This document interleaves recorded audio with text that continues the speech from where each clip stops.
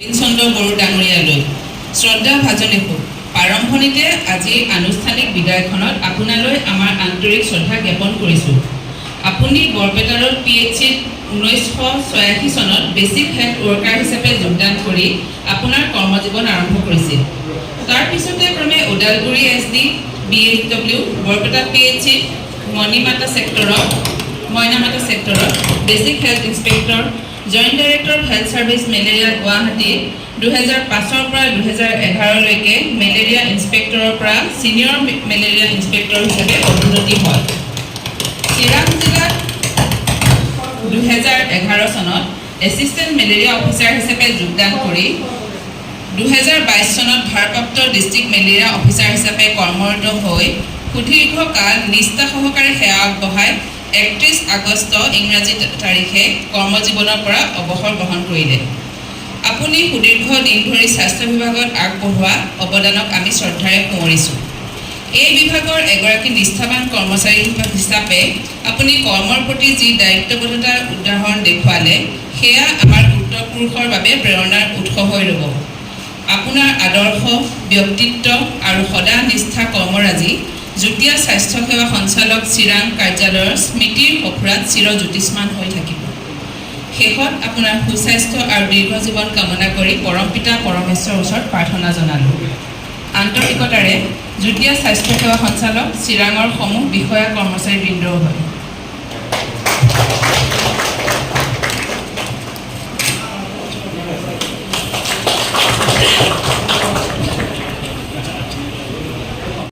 বিভিন্ন গাঁৱে ভূঞে সাব চেণ্টাৰ লেভেলত কাম কৰা অতি মৰমৰ কলিগ স্বাস্থ্যকৰ্মীসকলক মই 1986 চনতে মই চৰকাৰী কৰ্মচাৰী হিচাপে মই সৰু এটা কামত যোগদান কৰিছিলোঁ। চাকৰিত যোগদান কৰাৰ পিছত মই প্ৰায় 10 বছৰ কোনো উন্নতিৰ কথা চিন্তা কৰা নাছিলোঁ, টাকা পইচাৰ কথাও চিন্তা কৰা নাছিলোঁ। কাৰণ মই খুব কম বয়সতে চাকৰি সোমাবলগীয়া হৈছিলে। ইয়াৰ কাৰণটো হৈছে কি, আমাৰ অলপ ফাইনেন্সিয়েলি অভাৱ আছিলে। মোৰ দেউতা 9 বছৰ বয়সতে মৃত্যু হৈছিল, গতিকে অলপ চোৱা চিতা বা মোক কেয়াৰ কৰাৰ অভাৱ আছিলে। যাৰ ফলত মই চাকৰি কালৰ 10 বছৰটো মই অলপ সৰু সুৰা শিক্ষাৰ লগত জড়িত থাকি পেলাই মই কিছুমান চাৰ্টিফিকেট বা বিদ্যা অৰ্জন কৰিবলগীয়া হৈছিলে। চাকৰি 10 বছৰ কৰাৰ পিছতহে মই বাকী ঘৰুৱা কামত মই লাগিছিলোঁ। যি নহওক, মই 1986 চনৰ পৰা 31 আগষ্ট 2024 চনলৈকে মই চৰকাৰী চাকৰি কালত নিয়োজিত আছিলোঁ। এই সুদীৰ্ঘ চাকৰি কালত সংগ্ৰামটো কৰিবলগীয়া হৈছিল। হাজৰিকাদেৱে কৈছে, সংগ্ৰাম এটি জীৱনৰ এটি নাম। গতিকে সংগ্ৰাম নকৰিলে আমি কোনো কাম ছাকচেছ কৰিব নোৱাৰোঁ। গতিকে সংগ্ৰাম, চাকৰি জীৱনৰ তিতা মিঠা, কেতিয়াবা আপোনাৰ বিপদ সংকুল এইবিলাক হয়, কিন্তু সেইবিলাকতো আমি এতিয়া ক্ৰছ কৰি আহি এতিয়াৰ ষ্টেজ পাইছোঁ। গতিকে আমি পাষ্ট যিটো অতীত বুলি যিটো কয় সেইটোলৈ আমি পিছুৱাই গৈ থাকিলে আমি আগবাঢ়িব নোৱাৰিম। আমাৰ উদ্দেশ্য হৈছে কি, প্ৰেজেণ্ট এণ্ড ফিউচাৰ। আমি এতিয়া কি কৰি আছোঁ, কেনেকৈ আমি আগবাঢ়ি যাম, আৰু ফিউচাৰৰ কথা আমি চিন্তা কৰিব লাগিব। বিশেষকৈ মই মোৰ চাকৰি জীৱনত 3টা জাগাত মই কাম কৰি আহিছোঁ। বৰপেটা জিলাত মই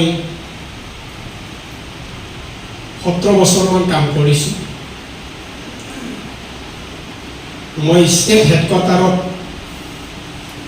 6 বছৰ কাম কৰিছোঁ, আৰু চিৰাং জিলাত ছেকেণ্ড হাইষ্ট কাম কৰিছোঁ। মই 13-14 বছৰ কাম কৰিছোঁ 2011 চনৰ পৰা। বাকীখিনি কথা মই নকওঁ। চিৰাং ডিষ্ট্ৰিক্টত মই যেতিয়া প্ৰথম AMO হিচাপে জইন কৰিব আহোঁ তেতিয়া মোৰ জইণ্ট ডাইৰেক্টৰ আছিলে ব্ৰহ্ম ছাৰ, হেমকান্ত ব্ৰহ্ম ছাৰে মোক কোৱাৰ লগে লগে কৈছিল তুমি আহিছা যদি দিয়া দিয়া মোক সোনকালে জইনটো দিয়া, কাৰণ সেই সময়ত মেলেৰিয়া হৈয়ে আছিলে, বহুত মেলেৰিয়া। কিন্তু ইতিমধ্যে তাত এটা হেঙাৰো আছিলে। হেঙাৰটো হৈছে কি যে কোনো জেনেৰেল মানুহ BTC সোমাব লাগিলে NOC নহ'লে চাকৰি কৰিব নিদিয়ে। আমাৰ বিটিআৰ তেতিয়া কৈছিলে মোক ছাৰ 7 দিনৰ সময় দিয়ক, মই ভাবিছোঁ যে NOC লগত মই অলপ ঘূৰা ফাকা কৰোঁ, বাকী দায়িত্ব মই লৈছোঁ, তুমি ক'তো যাব নালাগে, জইন কৰা, NOC মই তোমাক লৈ দিম। ঠিক তেনেকৈ মই কামত আৰম্ভ কৰিলোঁ। আৰম্ভ কৰি এই সময়ত মেলেৰিয়াৰ প্ৰাদুৰ্ভাৱ বহুত বেছি। মই অকলেই, কোনো নাই, না কেৰাণী আছে না ডাটা এন্ট্ৰি অপাৰেটৰ আছে, কোনো নাছিলে। বহুত পজিটিভ, 11-12ৰ পৰা 16লৈকে পজিটিভৰ হাৰ আছিল 1000ৰ ওপৰত। এইটো নগণ্য। আমাৰ এতিয়া কি 120-150, গতিকে আমাৰ ভয় কৰিবলগীয়া একো নাই। আৰু মোৰ যিখিনি কলিগ তেওঁলোকে ফিল্ডত কাম কৰি আছে, পজিটিভ ওলাই আছে, অলপ টেনশ্যন হৈছে। মই কৈছোঁ এইটো টেনশ্যনৰ কাৰণেই নহয়, মই ইয়াত 1000টা পজিটিভক লৈ পেলাই মই অকলে যুঁজিছোঁ আৰু তোমালোকে আছে, গতিকে মই কি ভয় কৰিম। তেতিয়া কিছুমানে কৈছিল নাই ছাৰ আমি ভয় কৰা নাই, আপুনি আছে যদি আমাৰ ভয়ৰ কাৰণেই নাই, আমি এইটো এৰেষ্ট কৰিমেই, যিকোনো প্ৰকাৰে আমি মেলেৰিয়া আমি ৰোধিমেই। ঠিক তেনেকৈ কৈছিলে। আৰু আমি আমাৰ তেতিয়া তাৰমানে অলপ তেতিয়া এই কি কয় BTC কিন্তু মই 3টা পৰ্যায় পালোঁ। প্ৰথম মই যেতিয়া সোমাইছিলোঁ তেতিয়া BTAD আছিলে, বড়োলেণ্ড টেৰিটৰিয়েল এৰিয়া ডিষ্ট্ৰিক্ট, তাৰপিছত BTC, বড়োলেণ্ড টেৰিটৰিয়েল কাউন্সিল, এতিয়া BTR। গতিকে সেইবিলাক মুভমেণ্টৰ ক্ষেত্ৰত এনেইতো নাপায়। গতিকে বহুত মানুহৰ হাহাকাৰ, সমস্যা, আমি ডিউটিত আহিব নোৱাৰা অৱস্থা পাইছোঁ। আপোনালোকে জানে এজনে নাজানো, পুৰণা যিবিলাক আছে জানিব, দাস ছাৰেতো ভালকৈ জানে যে আমি ডিউটি কৰিব পৰা নাছিলোঁ। আমাৰ অফিচখন পাতিছিলোঁ, ষ্ট'ৰ ৰুম আছিলে, আমাৰ মেডিচিনৰ ষ্ট'ৰ ৰুমৰ পৰা থাকি পেলাই এইবিলাক অফিচ বাদ দি গৈ তাৰে পৰা এটা সময়ত অফিচ চলাইছিলে। গতিকে ভাবি চাওক তেতিয়া আমাৰ কিছুমান তাৰমানে ল এণ্ড অৰ্ডাৰ ষ্টেচনৰ কথা আছিল। গতিকে ঠিক তেনেকৈ আমি কাম কৰি আহিছোঁ। আৰু ঠিক তেনেকুৱা পৰিৱেশতো আমাৰ যে এটা ফিল্ড লেভেলত কাম কৰা মানুহবিলাকে কাম কৰি আহি আজিৰ পৰ্যায় পাইছে। আজিৰ পৰ্যায়টো খুব সুন্দৰ। এতিয়া এনেকুৱা লাগিব যে চিৰাং ডিষ্ট্ৰিক্টত যদি এবাৰ জইন কৰিছে তেওঁলোকে যাব খুজিব। আৰু চিৰাং ডিষ্ট্ৰিক্টত কিছুমান দূৰক্ষণীয় যিবিলাক হৈ পাইছিলে জইন ডিৰেক্টৰবিলাকে, তেওঁলোকে অহাৰ পিছত কৈছে যে নহয়, চিৰাং ডিষ্ট্ৰিক্ট আচলতে ভাল। আৰু ভাল বুলি কোৱাৰ মেইন কাৰণটো কোনটো হৈছে যে চিৰাং ডিষ্ট্ৰিক্টত যিমানবিলাক এমপ্লয় আছে তেওঁলোকে নিস্বাৰ্থভাৱে অহংকাৰ নোহোৱাকৈ প্ৰত্যেকে মিলিজুলি আমি কাম কৰিছোঁ। DMO ছাৰে এটা কথা ইতিমধ্যে কৈছে যে মই চিৰাং ডিষ্ট্ৰিক্টত যেনেকৈ NHM joint director staff and BBDCP, tuberculosis staff, leprosy staff, ITSP staff যেনেকৈ আমি মিলিজুলি কাম কৰোঁ, বাকীকেইটাত অলপ ডিফাৰেঞ্চ তেখেতে দেখি আহিছে, সেইটো কথা কৈছে। কিন্তু আমাৰ চিৰাঙত এইটো নাই। আমি কিবা এটা কাম সন্মুখত কৰাৰ লগে লগে ইজনে সিজনে আমি সহায় কৰা কৰি খুব কাম কৰিছোঁ। আমি ক'ব নোৱাৰোঁ যে আমি কিবা এটা বিচাৰিছোঁ, কেতিয়াবা হঠাৎ আমাৰ গাড়ী লগা হৈছে, NHM খুজিছে, নিগেটিভ নাই, চেষ্টা কৰে, পাৰা নাই কথা নাই। কিন্তু তেওঁলোকে গাড়ী হ'লেও প্ৰভাইড কৰিছে, ষ্টাফ হ'লেও প্ৰভাইড কৰিছে, মাত্ৰ কামটো হ'ব লাগে। গতিকে চিৰাং ডিষ্ট্ৰিক্ট খুব সৰু ডিষ্ট্ৰিক্ট আৰু তেওঁলোকৰ পাৰফৰ্মেঞ্চ বেয়া বুলি আগতে কৈছিলে। কিন্তু চিৰাং ডিষ্ট্ৰিক্টৰ বৰ্তমানৰ যিটো ষ্টেটাছ সেইটো বাকী অসমত থকা বাকী ডিষ্ট্ৰিক্টৰ লগত ফেৰ মাৰিব পৰা ধৰণৰ আমাৰ ৰিপৰ্ট, ফেৰ মাৰিব পৰা ধৰণৰ আমাৰ চিটুৱেশ্যন। চিৰাং ডিষ্ট্ৰিক্টৰ 5,55,000 পপুলেশ্যন আমাৰ এই জইণ্ট ডিৰেক্টৰ অফিচে মেনেজ কৰি আছে। কেনেকৈ মেনেজ কৰি আছে? যেনে ধৰি লওক মোৰ যিবিলাক তাৰমানে হেল্থ ফাংচনিয়াৰ্ছ আছে, তেওঁলোকৰ আণ্ডাৰতে কাৰোবাৰ 10,000, 15,000, 20,000 পপুলেশ্যন আছে, তেওঁলোকেও চাই আছে। গতিকে হেল্থ ডিপাৰ্টমেণ্টত স্বাস্থ্যজনিত কাম আমি চিৰাং ডিষ্ট্ৰিক্টৰ যেনেকৈ আজি আমাৰ বাইদেউৰ নেতৃত্বত চলি আছে। গতিকে এই বস্তুটো ভাবিব গ'লে আমি নিজকে ভাবিব নালাগিব যে আমি সাধাৰণ মানুহ, আমি মানুহ সাধাৰণেই হয়, কিন্তু ৰাইজৰ চকুত যিবিলাক নৰিয়া, যিবিলাক ৰোগী, যিবিলাক প্ৰগ্ৰামৰ ক্ষেত্ৰত আপডেট কৰাৰ ক্ষেত্ৰত আমি কিমান কষ্ট কৰিবলগীয়া হৈছে। সন্মুখত বহি থকাই বাইদেউসকলে ডেইলি এৱাৰনেছত কৈছে, বিভিন্ন NCT প্ৰগ্ৰাম কিবা কিবি প্ৰগ্ৰামত যাই পেলাই আমি ৰাইজক বুজাইছোঁ। নিশ্চয় আমাৰ উজনিৰ দ্বাৰা তেওঁলোকৰ অলপ নহয় অলপ উপকাৰটো হৈছে। গতিকে আমি ৰাইজৰ কাম কৰি যিখিনি আমি শান্তি অনুভৱ কৰিছোঁ, বাকী ডিপাৰ্টমেণ্টত কৰিলে কিজানি আমি সেইটো অনুভৱ কৰিব নোৱাৰিলোঁ এতিয়া। আৰু এইটোৱে আমাৰ গৌৰৱ, আমি কাবাক নহয় কাবাক অলপ হ'লেও ছাৰ্ভিচ দি পেলাই তেখেতৰ কিবা এটা বিপদত নিশ্চয় সহায় কৰিব পাৰিছোঁ। উদাহৰণস্বৰূপে আজি মোৰ চিৰাং ডিষ্ট্ৰিক্টত 100ৰ ওপৰত পজিটিভ ওলাইছে। সেই 100ৰ ওপৰত পজিটিভ ওলোৱা যিবিলাক যিবিলাকে মেলেৰিয়া হৈ পাইছে তেওঁলোকেহে গম পায়। তেওঁলোকক ক'তো যাব নালাগে, ঘৰতে ঔষধ তেওঁলোকক নি দিছে, ঘৰতে ঔষধ প্ৰভাইড কৰিছে, তেওঁলোকক এডভাইচ দিছে। গতিকে এই 100 পিপুলক আমি দেখ নোহোৱাকৈ যিটো চিকিৎসা দি তেওঁলোকক বচাই ৰাখিছোঁ, এইটো কম কথা জানো। আৰু তেওঁলোকে আমাক মুখেৰে প্ৰকাশ নকৰিলেও তেওঁলোকে দেখিলে কয় আমুকৰ ঔষধ খাই মই ভাল পাইছোঁ। আমি কৰিব নালাগে, সেইকাৰণে আমি আমাৰ কৰ্মটো কৰি যাওঁ, ফলাফলটো ওপৰৱালাক এৰি দিব লাগে। আমি কোনো নহয়, আমি আমাৰ কৰ্ম কৰি যাব লাগে। Do your duty regularly, leave the result to God. আমাৰ কৰ্মটো এৰি দিব লাগে। আৰু আমাৰ যিটো প্ৰশংসাটো আমি বিচাৰিব নালাগে। কোনোবাই যদি আমি ভাল কাম কৰিছোঁ, আমি মনত শান্তি পাম আৰু তেওঁলোকে বুজিব। সেইকাৰণে আমি আজি দেখাত ক্ষুদ্ৰ যদিও গাঁৱে যিখিনি আমি ছাৰ্ভিচ দিছোঁ, মানুহৰ মাজত আমি যেনেকৈ আমাৰ ছাৰ্ভিচ বিলাই কৰিছোঁ, এইটো আমাৰ পুণ্যৰ কাম। আমাক এইটো কৰ্ম দিছেই। মই কৈছোঁ দেখোন, মই চাকৰিত সোমোৱাৰ পিছত 10 বছৰ কৰিছোঁ, বেলেগ চাকৰিও বিচাৰিছোঁ, চেষ্টাও কৰিছিলোঁ। মোৰ ভাগ্য এইটোৱেই। পিছত ভাবিলোঁ নহয়, কোনো কামৰ সৰু ডাঙৰ নাই। আমি যি কাম কৰিছোঁ সেই কামৰ আমি কি বিচাৰিব লাগে? ফল বিচাৰিব লাগে। আৰু ঠিকমতে কাম কৰি গৈ থাকিলে নিশ্চয় তাতে আমাৰ শান্তি আছে। মইতো এতিয়া এনেকৈ ভাবিছোঁ যে মই কি ভুল কৰিব ওলাইছোঁ। মইতো একটা ৰাইজৰ কাম কৰি আছোঁ, পাব্লিকৰ কাম কৰি আছোঁ। মই যদি ক'ৰবাত এটা অফিচাৰ হৈ পেলাই ক'ৰবাত বহি থকা মাত্ৰ চাইনটো কৰা, তাৰমানে জব কৰা, তাতে থাকে কি লাভ? কমচে কম মইতো ৰাইজৰ মাজত আছোঁ, ৰাইজে চিনি পাই যোৱাৰ লগে লগে ছাৰ তেন। গতিকে এইটো এটা বৰ ভাল কাম। গতিকে আমাৰ ইয়াত যিমানবিলাক আছে আমি প্ৰত্যেকে ফিল্ডতো যাওঁ আৰু স্বাস্থ্য সম্পৰ্কীয় প্ৰগ্ৰামত ঘূৰোঁ, কামো কৰোঁ। গতিকে এইটো আমাৰ শান্তি আছে। আৰু ৰাইজৰ কামৰ ওপৰত কাম থাকিব নোৱাৰে। আমি এজন ব্যক্তিগতভাৱে সংগ নহ'লে, লগ নহ'লে, ফেমিলিটো ভাল নহ'লে আমি শান্তি পাম জানো? গতিকে আমি সংগ পাওঁ। আমি বিভিন্ন সমাজত ঘূৰিছোঁ, বিভিন্ন সমাজৰ ভালো দেখিছোঁ, বেয়াও দেখিছোঁ, কাজিয়াও দেখিছোঁ, মাৰা কাটাও দেখিছোঁ।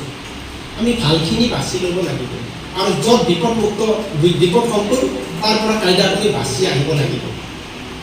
আমিতো বহুত বিপদ সংকুলৰ পৰা বাছি আহিছোঁ। তীৰ মাৰা দেখিছোঁ, কাটা মাৰা দেখিছোঁ। ভুলতে অফিচাৰে ভিজিট কৰিব আহিছে, য'ত নেকি গণ্ডগোল, তাত বড় মানুহ গেলিয়েই দিগদাৰ। তাতে আপোনাৰ অফিচাৰে আহি লৈ গ'ল, যাম বুলি ভাবিছিলোঁ বিজনীত। বৰ্মন ছাৰে ক'লে নহয়, বিজনী নহয়, য'ত মানুহৰ মাৰা কাটা হৈছে সিহঁতৰহে খবৰ ল'ব লাগে। গেলোঁ, বড় মানুহ শুনাৰ লগে লগে দিগদাৰ আছে।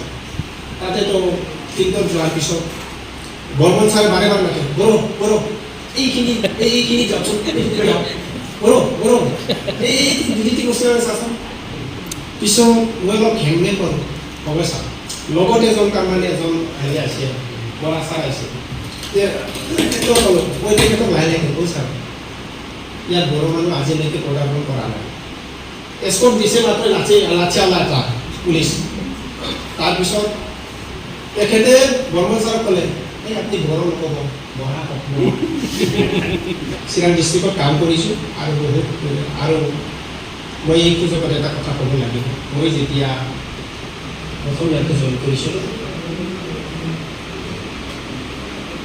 বল্লালপুৰী PSC আমাৰ ৰাজু দাস ছাৰে আছিলে আৰু ৰাজু দাস ছাৰ যিমান দিন চিৰাঙি থাকিব চিৰাং ডিষ্ট্ৰিক্টৰ সব সমস্যা তেখেতক তাতে পাব সমাধানো পাব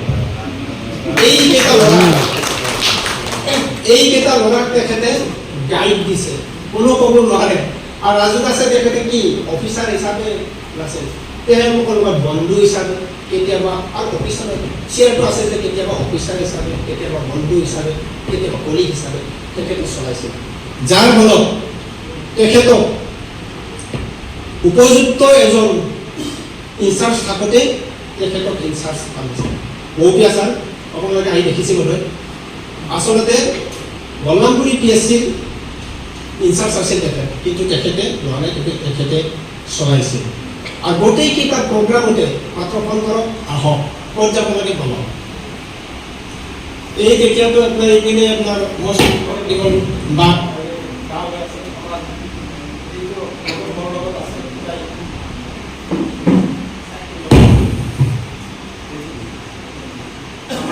ৰামচিয়াৰী ছাৰ আছে দীঘল দীঘল দা এনেকৈ লৈ আছে আমি এটা আমাৰতো কোনোবা মাৰা কাটা হৈ গৈছে সেইটোতো নাজানো আমি যাবই লাগিব হেল্থৰ মানুহ হিচাপে গতিকে ঠিক এনেকৈ যায়ো আমি কি বা কৰে তাৰমানে হেৰিটো সাহস কৰি লৈ পেলাই ভোটৰ মাজত আমি তেনেকৈ ছাৰ্ভিচ কৰিছোঁ গতিকে ৰাজু ছাৰ চিৰাং ডিষ্ট্ৰিক্টত যিমান দিন থাকিব চিন্তা নাই আৰু আমাৰ কৰ্মক্ষেত্ৰত মইতো গুৰু মানুহ ৰামচিয়াৰী ছাৰ আমাৰ কৰ্মৰ ক্ষেত্ৰত গুৰু না তেখেতে মেলেৰিয়া হেৰি কৰিব নোৱাৰে না তেখেতে IDSPটো বহুত প্ৰকাৰ না অৰ্গেনাইজেশ্যন গতিকে তেখেতৰ আমি আজি আমাৰ কৰ্মখিনি এনেকৈ আগবাঢ়ি গৈছিলোঁ যি জাগাত আমি এতিয়া থিয় দি আছোঁ এইটোত আৰ্মি আছিলে ইয়াত এজন আৰ্মি ডক্টৰ আছিলে ইৰফান খান মস্ত গণ্ডগোলত যাব নোৱাৰে ইৰফান খান আমাৰ লগত এনেকুৱা বন্ধু হৈ গ'ল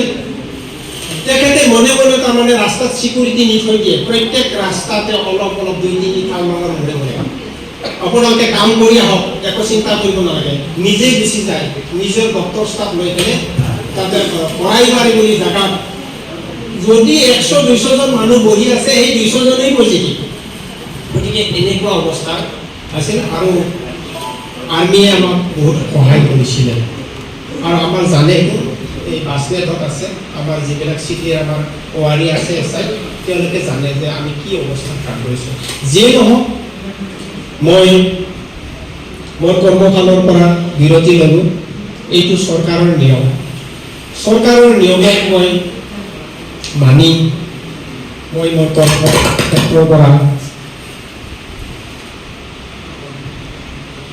ইয়াৰ পৰা ওলাম আৰু মোৰ যিটো কৰ্মৰ ট্ৰেকটো চেঞ্জ হ'ব এটাই বেয়া লাগে কি যে মই যেতিয়া অফিচত আহিছিলোঁ আজি যেনেকৈ সকলোৱে আহি দেখা দিছে সেইবিলাক মোৰ মনটো চাবৰ মন যায় মই অফিচত যোৱাৰ লগে লগে মোৰ আমুক কাম আছে যদি আমুক মানুহক মই লগ ধৰিব লাগিব আমুক মানুহৰ দ্বাৰা অলপ সহায় পালেহে মোৰ কাম হ'ব এই চিন্তাটো মই সদায় কৰিছিলোঁ মই কিবা এটা কাম কৰাৰ আগতে গোটেই ৰাতিটো ঘৰত প্লেনিং কৰি লওঁ কিবা এটা লেটাৰ লিখিম কিবা লিখিম ঘৰতে মই আগতে প্লেনিং কৰি লওঁ কাৰণ মোৰ ষ্টাফ নাই মোৰ ষ্টাফ বুলি ক'লে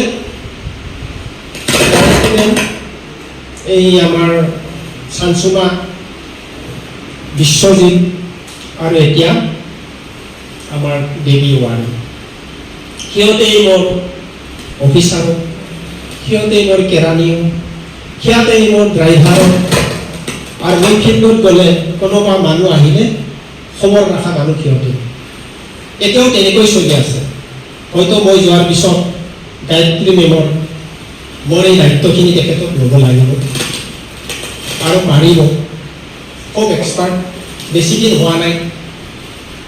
গায়ত্ৰী মেমে বেয়া পাব নালাগে, যেতিয়া জইন কৰিব আহিছিলে, জইনৰ ক্ষেত্ৰত মই এটা কথাই কৈছিলোঁ। গায়ত্ৰী মেমে কৈছিলে আপুনি কি কয় মই কিন্তু ইয়াত থাকিব নোৱাৰিম, মই থাকি কাম কৰিব নোৱাৰিম, তেনেকৈ কৈছে। তেতিয়া মই কৈছোঁ মোক মানুহ এটা লাগে, থাকি কাম নকৰক কথা নাই, মোৰ কিন্তু পাঞ্চুৱেল হ'ব লাগিব। এই শব্দটো মই আজিলৈকে ৰাখি আছোঁ। তেখেতক কৈছিলোঁ আপুনি পাঞ্চুৱেল হ'ব লাগিব, আপুনি ক'ত থাকে থাকক, আৰু মোক খুব বেছি জানা মানুহ নালাগে। তেখেতক কৈছিলোঁ খুব বেছি জানা মানুহ নালাগে, মাত্ৰ মোক পাঞ্চুৱেল লাগে। পাঞ্চুৱেল হ'লে আমাৰ অফিচৰ কামবিলাক আপুনি সহজে শিকিব পাৰিব। সঁচাকৈ এতিয়া আচলতে হয়তো বেলেগ কাৰণৰ কাৰণে ইয়াত থাকা কৰিব পৰা নাই, কিন্তু কাম এতিয়া এটাও এৰা নাই। ঘৰত থাকাহে হয়, ৰিপৰ্টিং ঘৰৰ পৰাই কৰিব লাগে, ষ্টেটৰ পৰা। আমিতো জানো আজিকালি ৰিপৰ্টিং কেনেকৈ বুজে, গতিকে তেনেকৈ কৰি খুব সোনকালে আয়ত্ব কৰিছে। আৰু মোৰ সেইখিনি সময়ত অলপ দুৰ্ভাগ্য আছিল। তাৰ কিছুদিন আগতে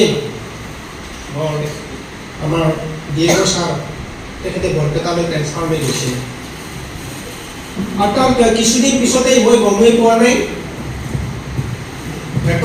আমাৰ যিটো DPO ডিষ্ট্ৰিক্ট প্ৰগ্ৰাম অফিচাৰ তেখেতেও তাৰমানে হেৰি ট্ৰেন্সফাৰ লৈ বৰপেটাতে গৈছে। আৰু তেতিয়া মই কি কৰিছিলোঁ, আজি আহাতে গায়ত্ৰী মেমক আপুনি চাৰ্জটো দি যাওক, এই চাৰ্জটো মোক দিব নালাগে, তেখেতক দিয়ক, মই যি চাব লাগে চাম।